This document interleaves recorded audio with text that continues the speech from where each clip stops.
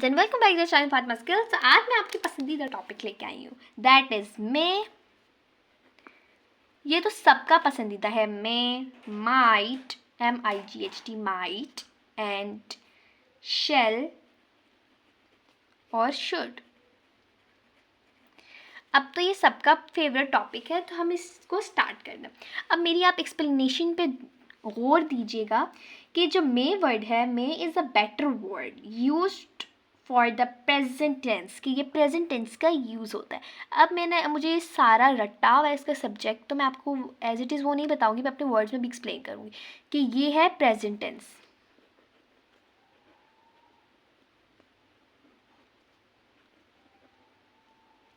Okay, and ये है present tense है एंड ये पॉसिबिलिटी है।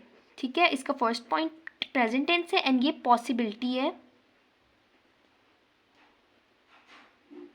और 70% हम कह सकते हैं इसकी पॉसिबिलिटी होती है। ठीक है, और इसकी एग्जांपल है you may be promoted, you may be promoted. आप किसमें पॉसिबिलिटी 70% होती है, जिस तरह होता है ना कि आप कर सकते हो, जिस तरह हम कहते हैं कि यू कैन डू इट। ठीक है, कैन यूज़ करते हैं, बट मे में हम यूज़ करते हैं यू मे बी प्रोमोटेड। इसकी second may is use to take और परमिशन के लिए भी यूज़ होता है, may I go to washroom, like this.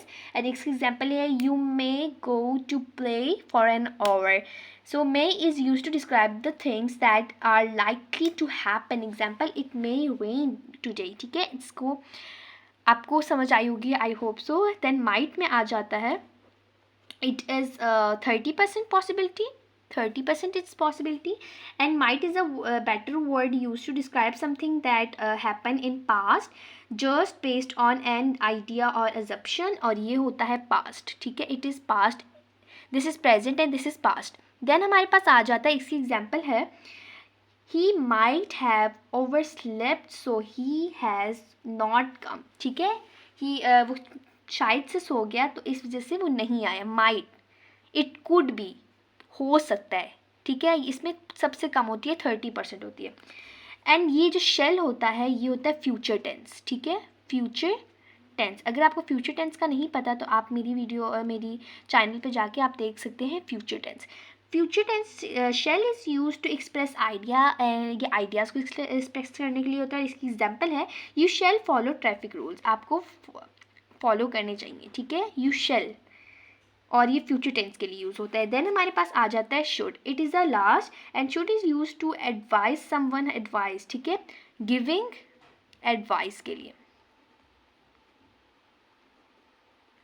Advice as to someone. And example you should speak the truth, आपको स्पीक करना चाहिए ट्रुथ। ठीक है, तो आपको आई होप ये समझ आई होगी। सो जो ये है, ये बेसिकली मॉडल वर्ब्स हैं, these are modal verbs.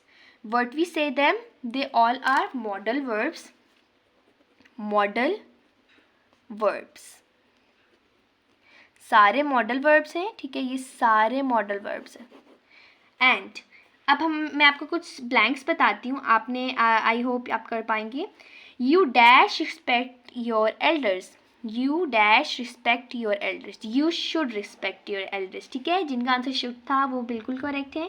Then हमारे पास एक क्वेश्चन है, he dash speak English fluently, he should. Then you dash not tell a lie, you should not tell a lie.